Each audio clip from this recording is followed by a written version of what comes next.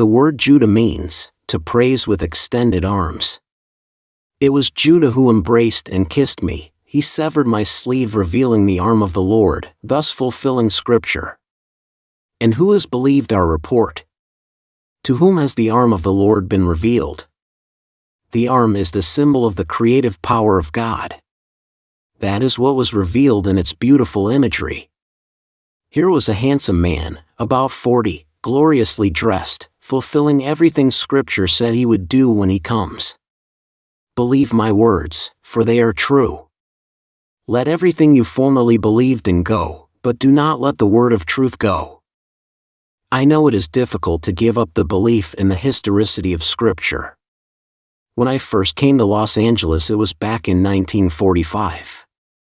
At the time, I was invited by a very prominent man in the metaphysical field to conduct a series of lectures on the Bible. The night I arrived, I was to address 400 or 500 of his graduates.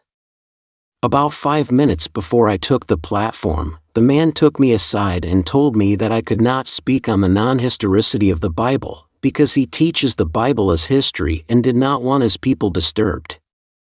I thanked him, told him that because I was his guest I would abide by his decision this night, but in the future he could not tell me what to say. Then I reminded him of Scripture, whether it is right in the sight of God to listen to you rather than to God, you must judge. I can only speak of what I have seen and heard. I know the Bible is not historically true, but is eternally true. The records recorded there are forever and to be experienced by all. Scripture is a revelation of truth which carries with it such certainty it cannot be denied. Having heard the truth from someone who has experienced it, you may feel my message is too much to grasp, but when it happens and you doubt leaves, for you know the truth from experience. Every story is true, but not as recorded. They were not writing secular history, but divine or sacred history, which is forever. It is not something that happened in the past or that will come. The climax has been reached and is always being reached every moment in time. The Jesus of Scripture is seated here tonight. And his Son, bearing witness to his fatherhood, is hiding in you.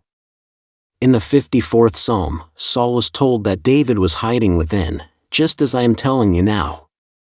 David is hiding in you and will come out when an explosion takes place within you. And when you see David, he will be standing. That is why I believe Browning had the experience, because the symbolism he used is perfect. See the Christ stand. When I saw David, I was seated, but he was standing. The word Christ means the Messiah. Standing before Saul, David tells of the coming of the Messiah, saying, "His face will be like my face. He will be a man like me." You are going to love the Messiah, and he will love you forever. This relationship between you and David is one of infinite love, and it is forever. Here David is telling Saul that he is the Messiah, for he is the Christ, the anointed of the Lord. Then he said, "A hand just like this hand will open the door of a new life to you." And standing before him, he says, "See the Christ stand," but Saul could not understand. Those who read Browning miss this point because it is in conflict with their fixed ideas concerning Jesus. They think he is the Christ, but I tell you, Jesus is God the Father, whose final revelation to man is the gift of himself. God gives himself to you by sending his Son into your heart, crying, "Father," thus revealing your true identity. Until then you do not know that you are Jesus and remain confused by the hearing of many different beliefs. I speak of this only from the platform where you come to hear it, but I would never go into your home and volunteer this information. That would be silly and completely out of order. I would be taking my pearls and throwing them before those who are not yet qualified to receive them, so I do not disturb them. But you who know it are called upon to voice what you know. And you who are moved to teach, teach the true words of the pattern which I have given you, but do change the pattern. Paul called the pattern my gospel. Paul was very proud of the fact that he was born a Jew, saying, "I was born of the seed of Abraham, of the tribe of Benjamin, a Pharisee of the Pharisees." Then the whole thing unfolded within him and he realized the non-historicity of his own great book, yet its truth. He recognized the characters recorded there as eternal state through which every individual must pass. One day you will experience the state of Abraham and know what faith really is. When you see that giant of a man leaning against a tree, you will see a serpent wound around its trunk. The serpent will have a human face with the wisest expression. In Genesis, the serpent is recorded as the wisest of all of God's creatures. And you will see Abraham's eyes are looking into time, as recorded in the book of Galatians. The scripture, foreseeing that God would justify all by faith, preached the gospel beforehand to Abraham. So, before the events took place, Abraham was shown the end, and when you look at him, his attention is focused, not on the distance of space, but of time. And the tree under which he stands looks like the human brain. When you see Abraham, you will know you are seeing the beginning of the journey. Wisdom is present in the form of a serpent and faith is present in the form of Abraham. His name is changed from Abram, which means exalted father, to Abraham, which means father of the multitude. The change occurred when the letter E was added. This letter carries the symbol of grace. So grace was put into the name to indicate that God had given himself to his creation, the work of his hand. Putting the gift of grace into the name of the Father of the multitudes, the journey begins. So, when you read scripture, try to bear in mind that you are reading about infinite states of consciousness, which are eternal. Remember, you are Jesus, and when you find the Christ, you have found the Lord's anointed, who is David. You will know him, for he will come to you in the Spirit and call you Father. How then can you be his son?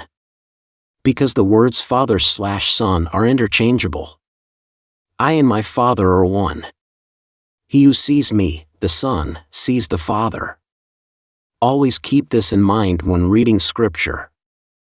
If you will accept what I have told you this night, life will be much easier for you. Knowing this truth, you can't pass the buck anymore, but knowing you are the Lord, you can do anything, because you are all imagination and imagining creates reality. You can imagine anything and sustain it with faith. As you walk in the faith that that which you have imagined is so, it will become so. This I know from experience. Back in 1943, when I came out of the army, I was looking for an apartment.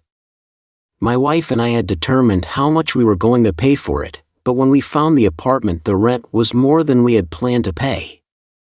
Realizing this, my wife said, "Well, that's not demonstrating this principle, is it?" I said nothing.